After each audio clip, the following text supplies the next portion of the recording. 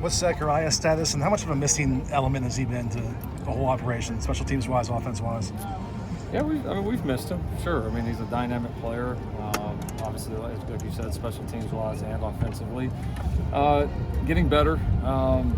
Not a full participant yet, so we'll see how it evolves throughout the week. But he's definitely improved. I think we'll get him back sooner rather than later. We don't think it's long term, but we also got to be smart. We got a long stretch of football ahead of us, and so we're trying to obviously excited to get him back when the time is, but we've got to be smart about when that time is.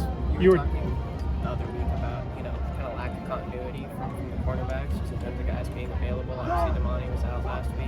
What do you kind of see as the situation there moving forward? Do you think Jacoby's going to get a little bit more time? Yeah, we'll see. We've probably more than any position group up to this point. We just had so many guys in and out of the lineup, and it has been a challenge to build some of the consistency. Jacoby did some nice things for us the other day, which was good to see. We do expect to have Damani back, which is a good thing. Certainly from a talent and depth standpoint, not having him last week certainly showed up, especially there at the end of the game when we had a couple of guys that weren't available, and we got pretty thin pretty quick. So, but proud of how some of those guys stepped up. I mean, Prophet was a big part of the game-winning tackle there at the end as he forced the toss play back inside.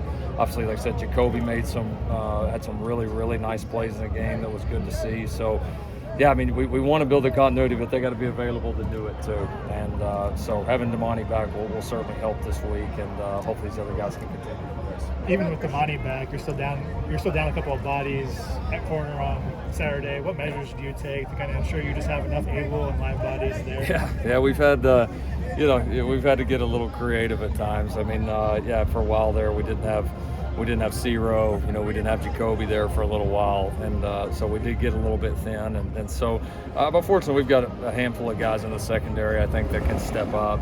We've got a few guys at safety that could kick over there and do that pretty quickly, and I think we're probably a little more well equipped to handle it, being year 2 of this system for a lot of these guys in year 1. So there's some moving pieces. There's things we've worked behind the scenes, things we worked through walkthroughs for fall camp and all that, just in the contingency that this did happen. What's Christian's status, speaking of the cornerback depth?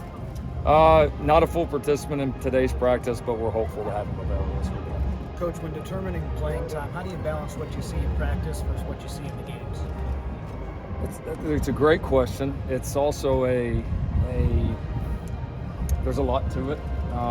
And certainly you got to perform in games at the end of the day. All right, the practice field, I think, certainly gives you a start, and that's where we get started. But if you're doing great on the practice field and not carrying over those great things to the game field, then it's kind of there's not a whole lot of point to it, right? So, I think you certainly are going to evaluate games more than practice, but practice is certainly a huge part of that, and it's a lot of times how you get those game reps to get a chance to prove it. So, yeah, I think there's levels to it, certainly, but you got to be able to go perform on Saturdays. That's what this job's about. What was your assessment of the offensive line on Saturday?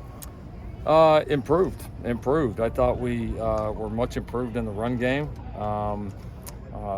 We did a much better job in the run game than we did the previous week at Colorado, so I was proud of that.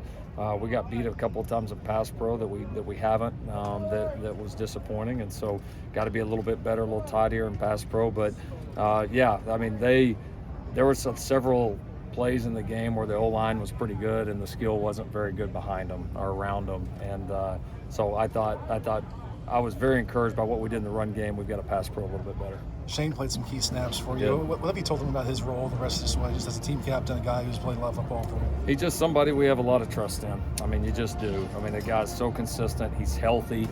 He's probably the healthiest right now that he's been in his entire career for us, and that's been great. last year he was just constantly battling through things, and it's good to have him healthy. He's experienced, he's confident, and just one of those guys you feel like when you throw him in there, he's going to get the job done, and he did. He came through in some clutch situations.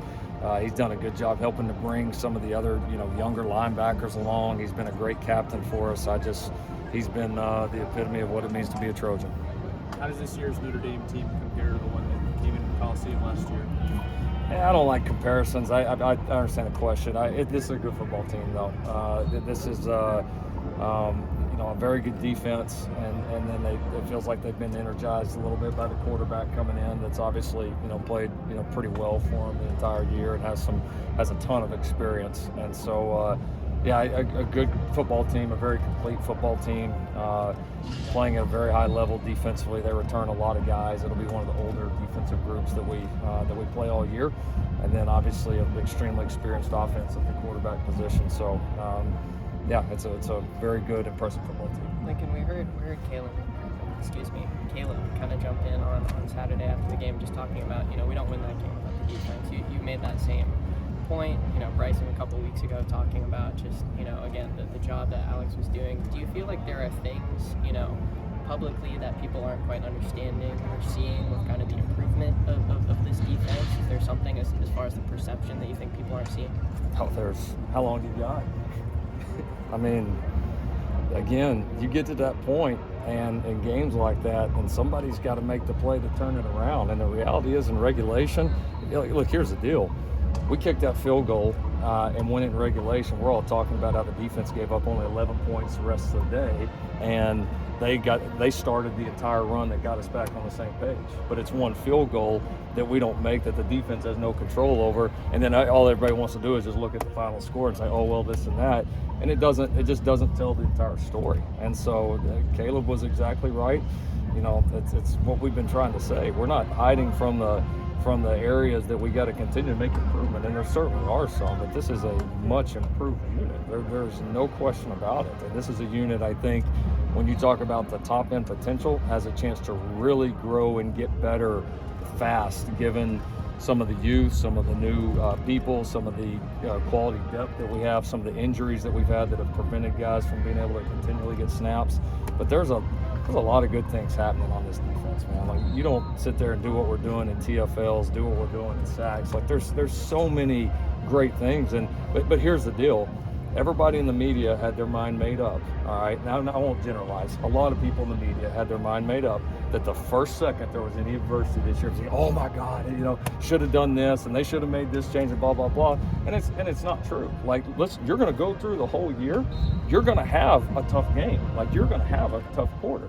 Do you respond, right? Do you show continued growth? And that's going to continue to be written throughout the entire year. But there's a lot of great things happening here, and we'll own the things that need to get better, but people need to make sure they're seeing the other side of it as well. And that's what we've been trying to say for a long time. And I think both myself and Caleb and some of our other players, I think we're venting a little bit of frustration with that, to be completely honest. So I like the job we're doing there. I think we're set up to play really well the second half of the season, and I can promise you, inside these walls, there is no expectation other than to play high level here in the second half of this year.